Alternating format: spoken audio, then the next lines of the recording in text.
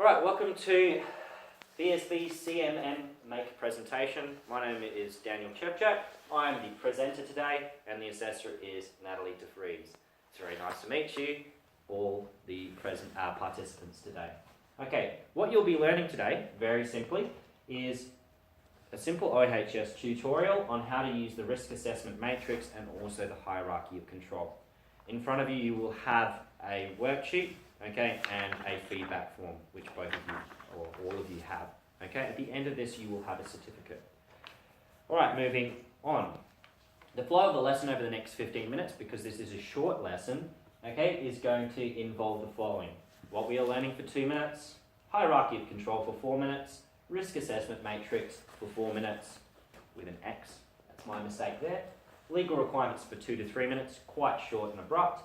And a case study where the attendee will demonstrate, or the participant will demonstrate their knowledge of the risk assessment matrix and hierarchy of control.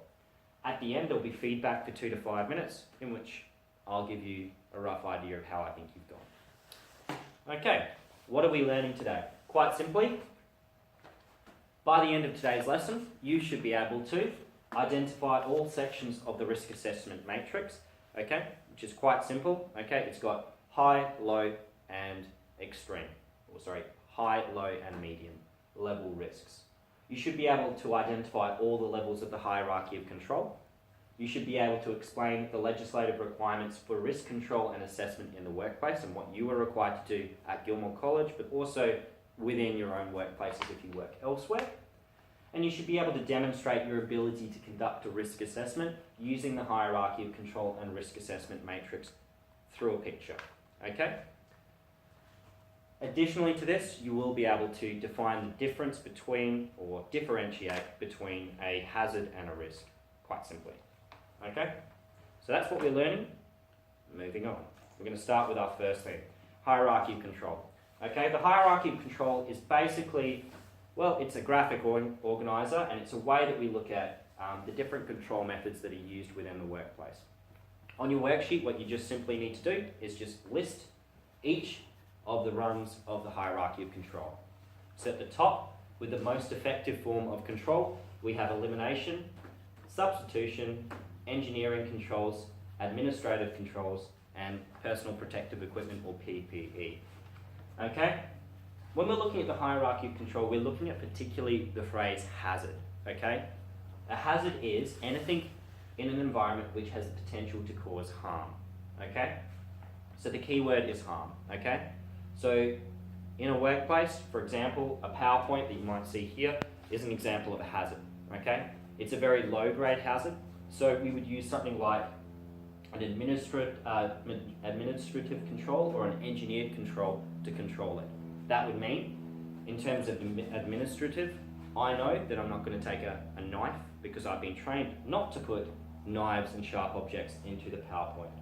Where an engineer control might be a socket cover that I might put over the over the PowerPoint. Okay, the aim of the hierarchy of control, quite simply, is to provide a clear action for uncovered hazards. So if you found a hazard and you want to know what you need to do, you either need to do one of those 5 things to it. Okay, and it's quite simple really. Elimination would mean get rid of it. Substitution would mean swap it for something else. So if, for example, you've got PowerPoints that are the danger, to substitute that issue, you might put a power board in and move the power board to somewhere else. Similarly, with engineered controls, you can reduce the impact of that hazard by putting a safety mechanism on. Administrative controls we've talked about before, it's all about training within a workplace, and PPE, not really that necessary, but you could wear gloves, any type of personal protective equipment. Okay, I'm going to ask you a question now, which is our scenario. Students are being burnt from the hot summer weather, out in the quadrangle, okay, or out in the school. Discuss, what is the most effective form of control to stop kids from being burnt out in the hot weather? What do you think? Going down the list, elimination. Elimination? Okay, so how would you eliminate it? Put them undercover. Put them undercover? Okay, that's a simple solution. What happens if you want them to go outside and have a bit of exercise every day? What would allow them to still be outside, enjoying the summer weather without getting burnt? PPE. And what would the PPE be? Hat, also shirt, sunscreen. Very good. And that's as simple as the way the hierarchy of control works. Have you ever learnt about the hierarchy of control before? Yes. So this is a nice little revision, yes? Yep. Cool. So we'll move on then. Thank you for your feedback. Let's have a quick watch of a video.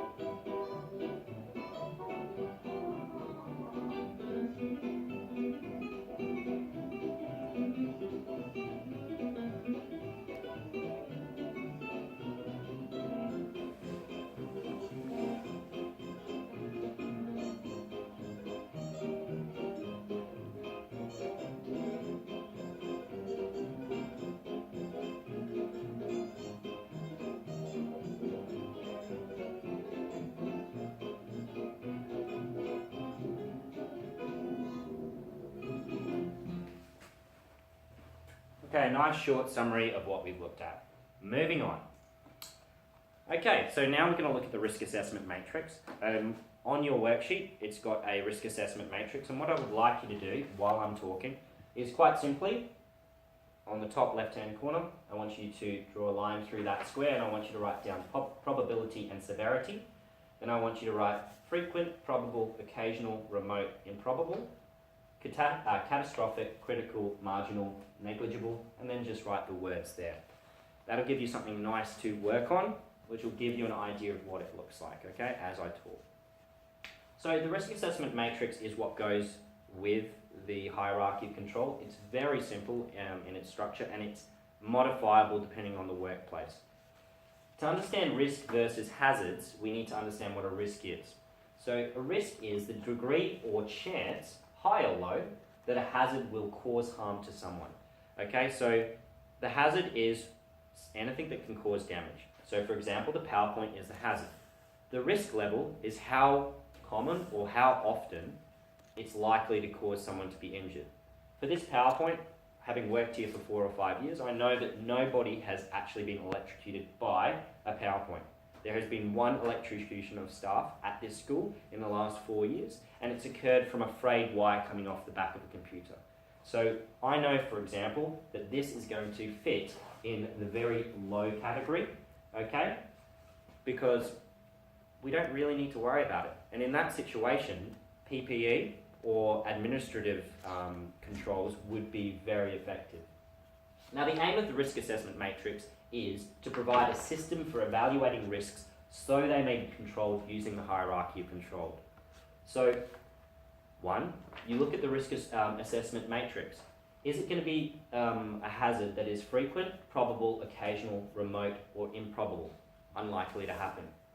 If it's frequent, then you know that you need to start thinking about a control straight away.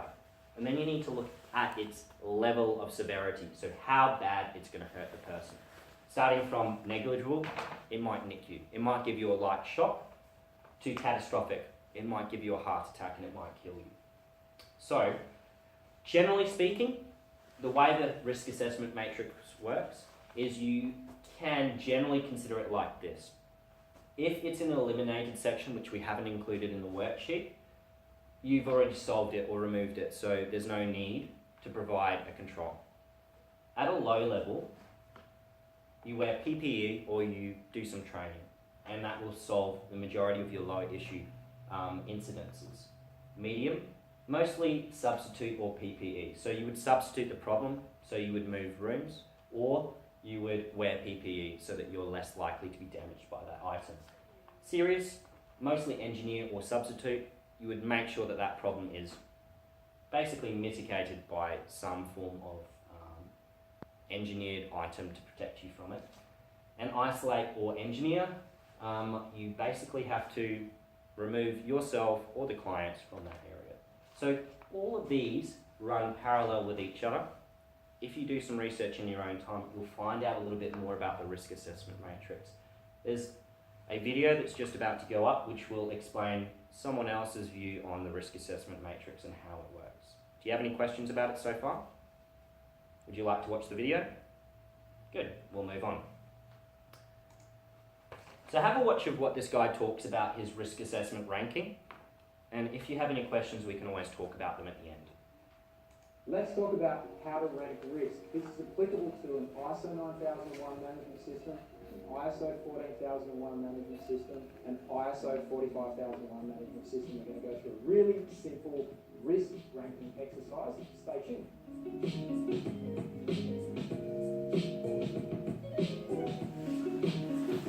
So welcome back to Best Practice TV. I'm Cody Simon, I'm the CEO here. We're going to go through a really basic risk ranking exercise so you can understand some of the more complex systems out there. We're going to keep this really, really simple for you just to understand how to break out risk. Now there's two things that we obviously start with. So the first thing we're going to talk about with the risk ranking in this risk ranking exercise is frequency, or how many times something could happen. And then the other part of the risk management exercise is the consequences. So when we're ranking risk, it's really, really simple. Obviously, the more that it can happen, the more frequent it is, or it could happen a lot, and obviously the greater the consequences, our risk ranking goes up, if that makes sense. So we're looking at what are the consequences, how bad are the consequences, and how often. More often, more consequence, risk ranking, if that makes sense, of a higher order of risk. Now what we do see is people overcomplicating that exercise. You know, we might have a score, it might be 1, 2, 3, 4, or 5, and then it might be 1, 2, 3, 4, or 5 on our frequency, consequences, or likelihood. We can exchange out frequency here and we can put likelihood. So that's a really basic way to rank risk. So something that's not going to happen very often and it's got low consequences, it's going to be a low risk down here. Even if its consequence is low, but it's very often, it can be over here where it's a low risk. But more importantly, if if it's a high consequence up here, we've got frequency not very often, but it's a high consequence, our risk sits over here. So things that happen a lot and they've got big consequences, obviously the risks sit over here. Now what we can do is we can actually rub this off and we can turn this now into a table if that helps you. So what we can start to do is we can look at our frequency, we can look at our consequence, and we can draw a risk matrix, if you like. So when we have consequences, low frequency, so our scores will be 1, 2, 3, 4, and 5, and 1, 2, 3, 4, and 5, we can start to have these tables. And they can inform our risk. So we've got low risks here, low, low, low, medium, medium, medium, maybe medium, medium, medium, medium. Now this is very subjective, and then we can have maybe medium, and we can start to get high, high, high, high, high, high, high, and then maybe extreme.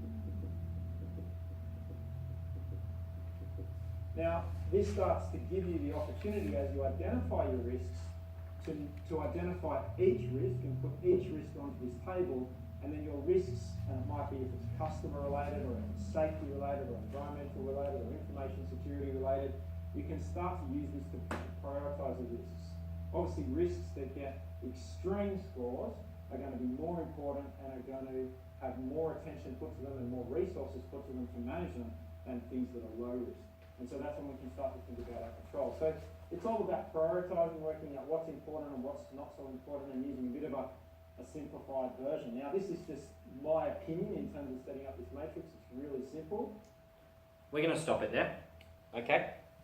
Basically, all I want you to know is that, moving back, okay, the risk assessment matrix is a way of prioritising risk. It's a way of better using the hierarchy of control, and simply it's subjective, okay? It allows you to rank things in order, okay? And that might be different for each workplace. Any questions? No. Let's get this done then. So we have 2 more things to do. Okay, so these are the basics. On your worksheet on the back side, you have 3 things you need to write down. So if you want to turn your worksheet over, you've got the Act, the regulations, and the Commission. The key thing that you need to write down is literally OHS Act 1984. So all of our OHS laws are governed by, or regulations are governed by the OH Act of 1984 in WA, and it changes across different states because there has been updates in the legislation. But in WA, we only need to worry about the OHS Act of 1984. The regulations are the OHS Health and Safety Regulations 1996. You can just write OSH Regulations 1996. Don't worry about these 3 dot points. We'll just briefly talk about them now. And the Commission is WorkSafe. So if you have any issues, or if a body wants to come and explore how the school's going in this situation with their risk assessment, their ranking, and their prioritising of risks that could happen, WorkSafe is the body that will come in and enforce that. So the Act is the laws. The regulations relate to specifically the Department of Education. Our regulations are the Occupational Health and Safety Policy for the Department of Education, the Occupational Safety and Health Procedures for the Department of Education, and the OSH Management System for the Department of Education. These documents are very large, but they all have your requirements. And basically, your requirements are, as an employee, to work in a safe manner, wear the PPE you've been told to wear, report hazards to reps and your employers, and follow the workplace instruction or the administrative controls in that situation. If you're the employer, so the principal or someone who works in the Department of Education, you need to provide PPE, you need to pay for it for staff, you need to train your staff when they come to your school on what your OHS standards are. You need to listen and act on OHS concerns from both staff, WorkSafe, and your other management team. And you need to appoint OHS reps for risk assessment. And in this school, our OHS rep is Heather Morgan. Okay? So it's very important to know those things. That's all the information you need to know about the legislative requirements. We're into the last part of the lesson now. Looking at the questions, so bottom part of your worksheet, can you please list the 5 levels of the hierarchy of control, identify the 2 axes of the risk assessment matrix, so the top left-hand corner, and explain the difference between a hazard and a risk. Can you now write that down? I'm going to give you 2 minutes to do it. It's a short amount of time, just write it down if you can. Okay? Are you good to do that? Good.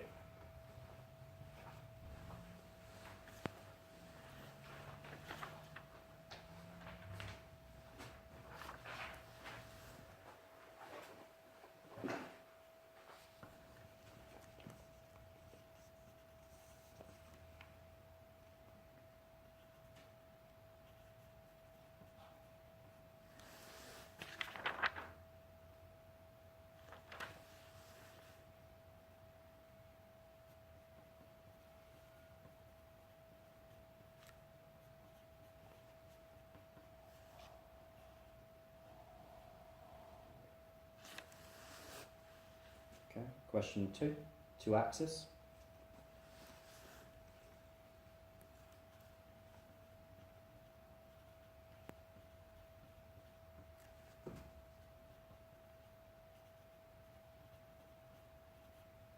Very good. And last question, difference between a hazard and a risk.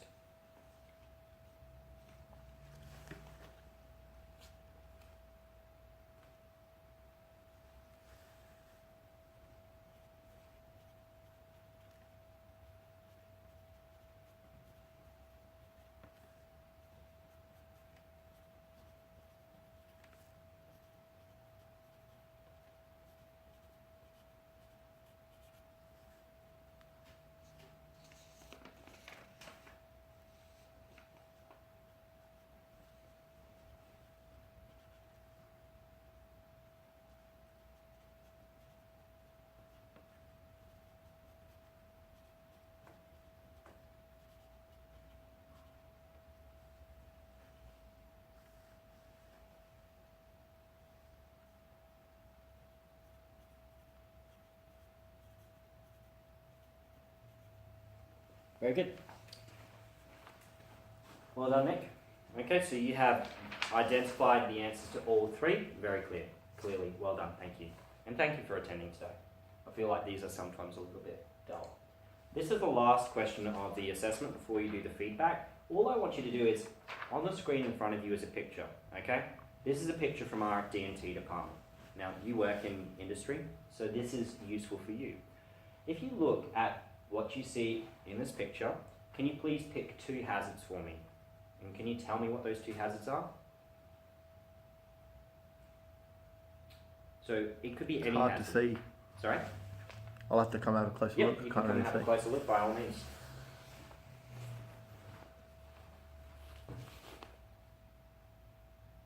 And what you need to do is you need to circle the 2 hazards on your sheet, and you need to literally list what the hazard is, then say what the control is, and then assess its risk level as high, medium, or low. Okay? So what hazards can you see that are being controlled? Or can you see any hazards that are not being controlled? Well, the airlines for the workshop have been suspended from the ceiling, which you would say have been controlled. You mean the power lines? So the airlines, that's an airline.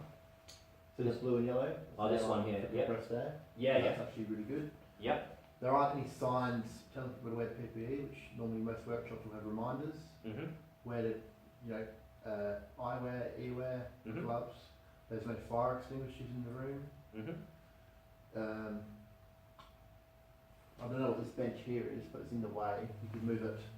You Mm-hmm. can move it to the extremity of the room, so it's not a Mhm. trip hazard or just an obstruction. Mm-hmm. So that would be examples of ways that you would control things that you said. Yeah. So can we use that as your hazard? So your hazard would be the, what's it called again? Sorry. Airline. Airline. Can you write airline into your hazard sheet? I'll grab it for you, if you'd like. Can you just kneel down, please, and just write down hazard airline? Should we pick a second hazard that's being controlled? Because we need to do which hazards are being controlled. So Which hazards are being controlled. being controlled. So the Okay. airline is being controlled. What else The is being electric cable has been wrapped around the bench instead of trailing on the floor. Good. So wrapping around cables, wrapped cables. Okay. All right. So what do you think the level of risk caused by both these pretty much cables coming off the ceiling and potentially being on the ground? What do you think it Potentially would cause? high risk. If Yeah. someone were to be carrying something and they tripped on a cable, Mhm. and then whatever they were carrying Mhm. was to fly through the air and impact someone else, Mm. you could fall over and you could hit your head on the corner of one of those massive machines, and that could kill you. Mhm. So- So which one's higher? Do you think this one's higher or that one's higher in terms of risk, or do you think they're both high? Compressed air has a higher risk because it also has potential energy. Okay, that's a good point. So do you want to put high into risk level for both of them then? You seem to know a bit more than I do in a way. And then the control method is simply, what is it? Is it engineered control? Is it? Engineered control, yeah. Well, I think it's engineered because they're obviously attaching them to chains, and they're. I'd say this one, the second one that you've got, is administrative as well, because the administrative would be that the staff have been trained to put the cables or tie the cables up. yeah. Okay, that's us done. Thank you very much. Grab a seat and we'll finish up with the last part of the lesson, which is your feedback sheet. Thank you for finishing that for me. All right. All you have to do now is fill out the survey. Thank you very much for completing this task, and I hope that you got something from this presentation. Thank you. And here are the references that I used to make the presentation.